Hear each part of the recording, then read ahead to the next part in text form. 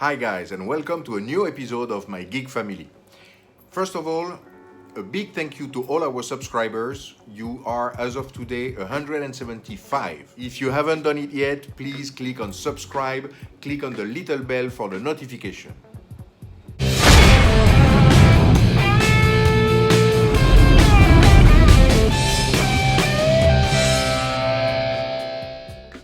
Today we will talk about modifying a latex mask.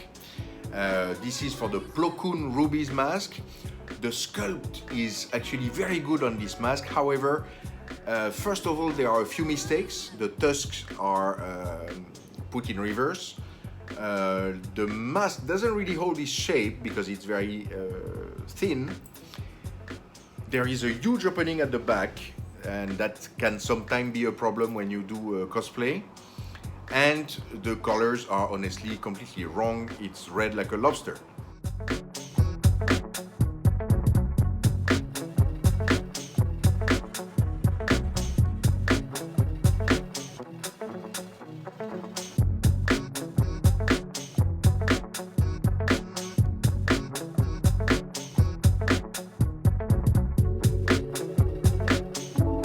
So let's see how we can fix all this.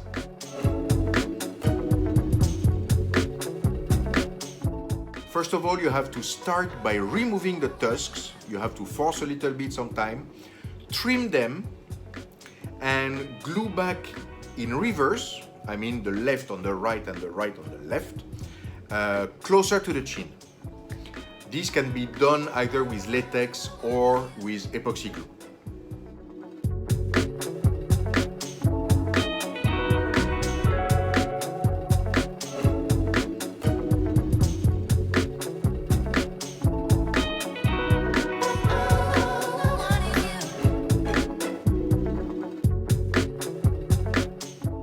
The first method I tried to hide the opening at the back was to apply a large flat piece of latex at the back of the neck.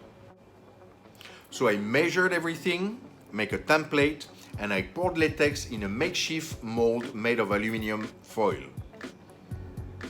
I tried to remove as many bubbles as I could by either popping the bubble, either blowing on them with a straw. Waiting for it to dry, I glued a piece of antislip mat. You can find it in, for example, some placemats or cabinet lining that are made in that kind of spongy material. And I glued that to a half-face carnival mask. I lightly sprayed it in a copper or gold color. To help the mask hold its shape, I glued on the inside, I glued a sponge to the top of the head and inside the ears to give some volume. It's the kind of sponge you can use to wash your car, for example.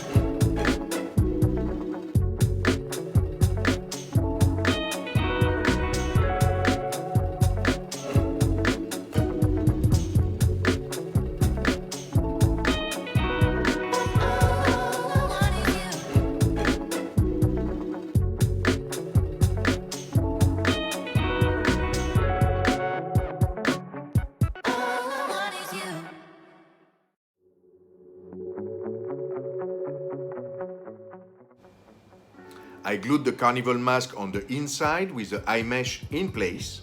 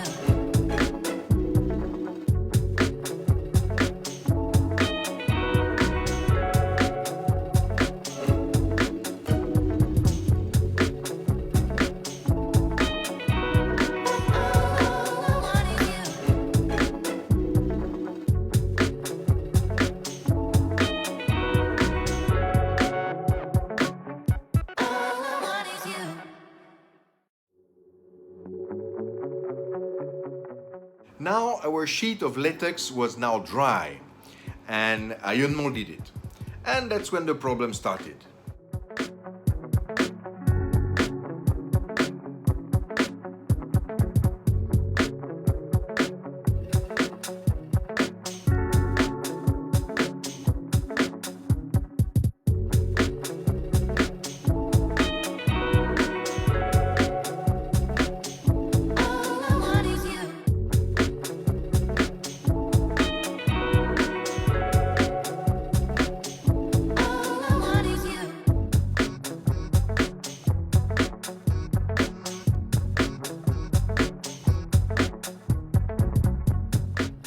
I prop the mask with some newspaper and I scratch the back a little bit to give some adhesion.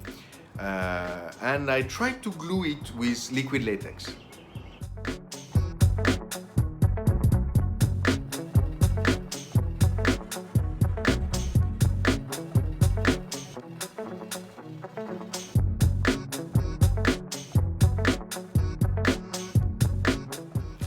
Well, okay, obviously this doesn't work.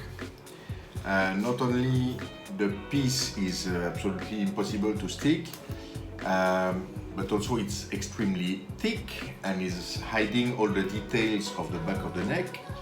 So, well, plan B.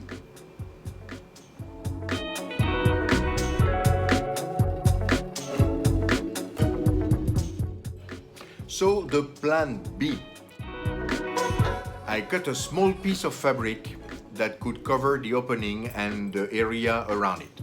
I positioned it and I covered it with several layers of latex.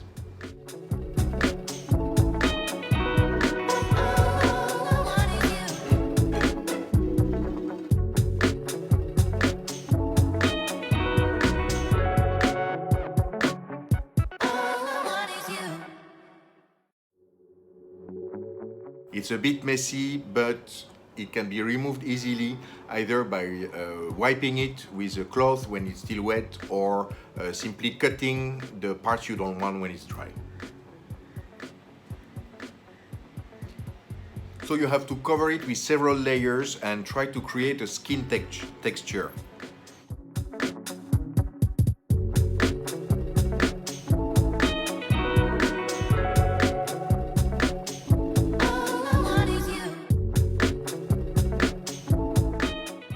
And this worked very well.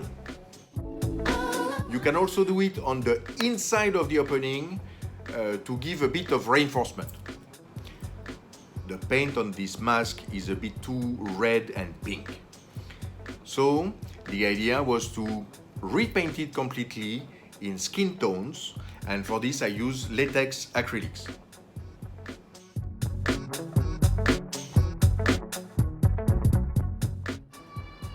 Don't hesitate to put some shading, some skin texture.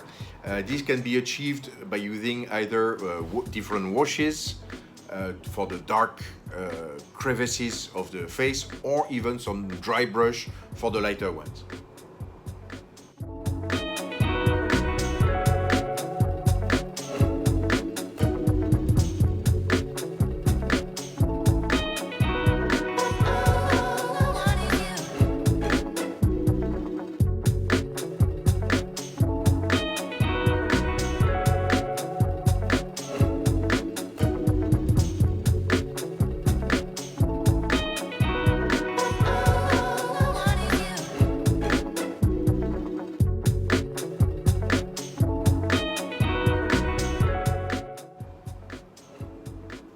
And you finish with a clear coat to protect the whole work.